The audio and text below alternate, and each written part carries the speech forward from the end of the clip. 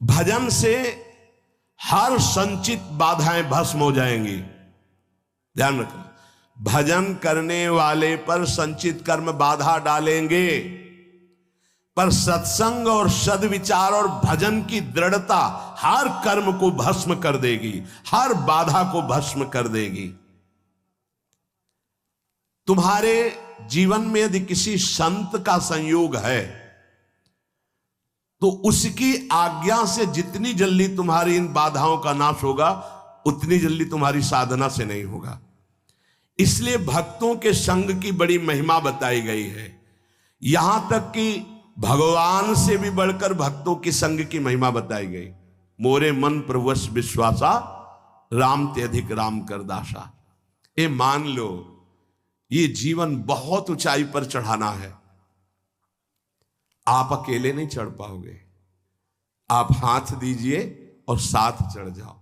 तो बोले एक दो को चढ़ा दोगे, यहां तो हजारों कैसे चढ़ोगे? तो हमारे प्रभु का अब वेद नहीं पढ़े इसलिए नहीं जानते। सहस्त्र शीर खा पुरुखा, सहस्राक्षा सहस्त्रपाद। वो अनंत हाथों वाला है, अनंत भुजाओं वाला, अनंत पाद वाला, अनंत नेत्र वाला, विश्वतः चक्षुर, वो विश्व नेत्र वाला है। अरे वो तुम्हें ऐसे गोद में लेकर पहुंचा देगा, तुम्हें चढ़ने नहीं पड़ेगा। उसकी करुणा दृष्टि हो जाए तो लूला लंगड़ा सुमेर पर्वत को पार कर जाए। मुकम करोति वाचालम पंगुम लंघयते गिरिम। इस अध्यात्म की चढ़ाई के लिए हम सबकी टांगे टूटी हुई है, तो हमको उठा के ले चलते हैं गुरुदेव। हमें हरि उठा के ले चल रहे हैं। पहाड़ लंघवा दिया, ये काम क्रोध लोभ मोह मद मत्सर, ये बड़े बड़े पहाड़ हैं, इसे लंघवा दिया। मुंह को होई वाचाल पंगु चढ़े गिरिवर गहन।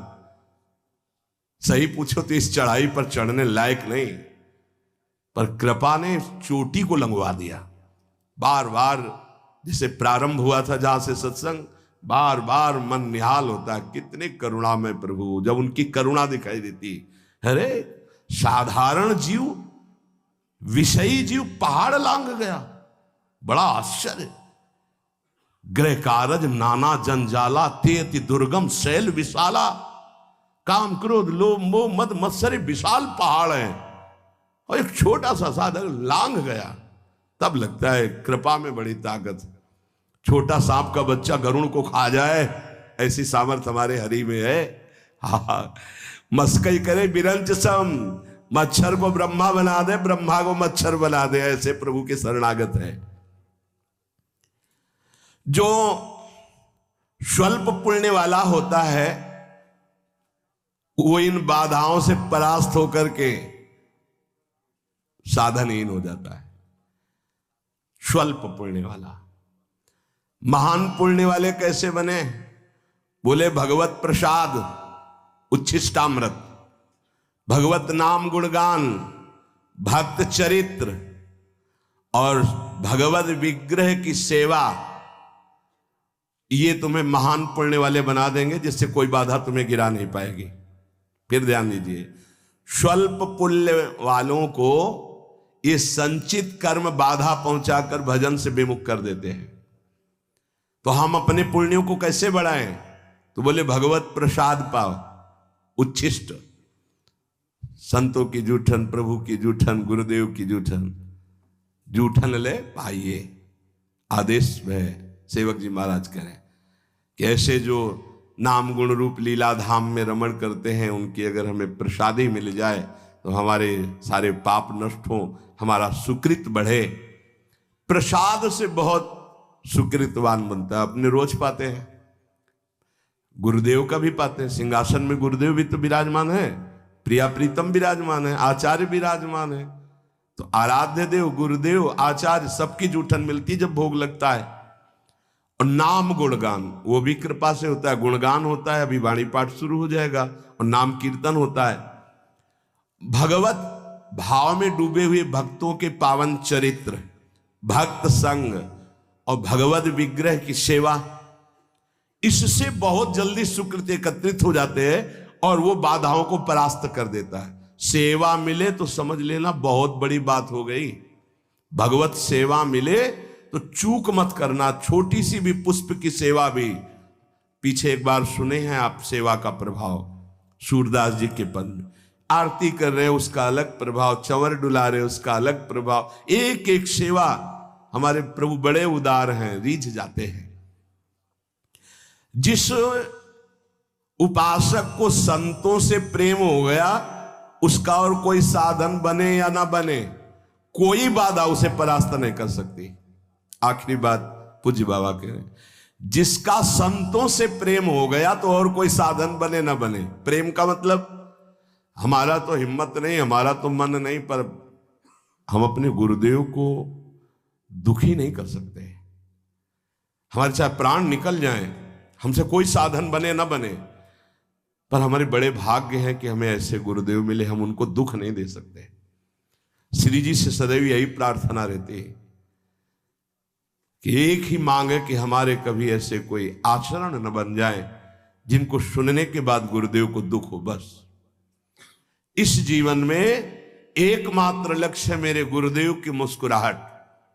कभी ऐसे कोई आचरण न बन जाए, कभी कोई ऐसी बात न हो जाए जिससे गुरुदेव की श्रवण इंद्री में पड़े और वो दुखी हो जाए। उनको दुख दे दिया तो अब जीवन का कोई महत्व नहीं रहा। यही है प्रेम। अब जब ऐसा भाव रहेगा तो बाधा कौन सी परास्त कर पाएगी?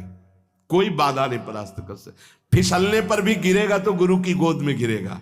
इसीलिए आखिरी में कह रहे कि जिसे संतों से प्रेम हो गया, उसे और कोई साधन ना हो तो भी बाधा परास्त नहीं कर सकती।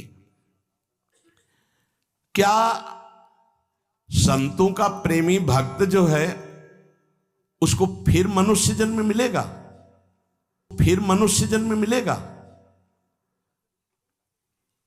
अगर वो मनुष्योचित कर्म करेगा तो मनुष्य जन्म मिलेगा। अगर वो भागवतिक कर्म करता है तो भगवत प्राप्त हो जाएगा। एक राधा वल्लभ जी के उपासक थे। एक समय उनको बुखार और सन्निपात हो गया, तो सन्निपात में भी वो गा रहे थे बनी श्री राधा मोहन जी की जोरी। उड़िया बाबा कह रहे हैं, एक राधा वल्लभ जी के उपासक थे, उनको सन्निपात हुआ, बुखार हुआ, तो बेशुद्ध अवस्था में भी गा रहे थे बनी श्री राधा मोहन जी की जोरी। और एक ठेकेदार था, उसको जब सन्निपात हुआ तो वो ये कह रहा था कंकड़ लाओ, ईंट रखो, और गालियां बक रहा है, तू खड़ा क्यों है? सन्निपात में बोल रहा है।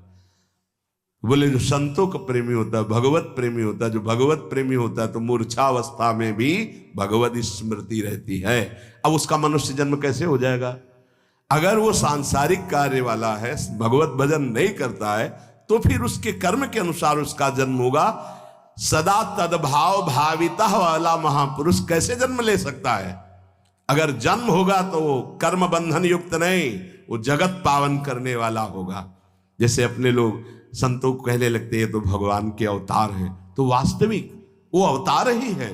वो कर्म बंधन से नहीं आए, वो भगवत प्रेरित होकर, वो भगवत प्रताप रूप से अवतरित हुए जगत मंगल करने के लिए।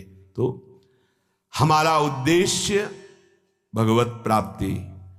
पैर ऐसे जमाओ कोई भी प्रलोभन या भय तुम्हें इससे गिरा ना पावे।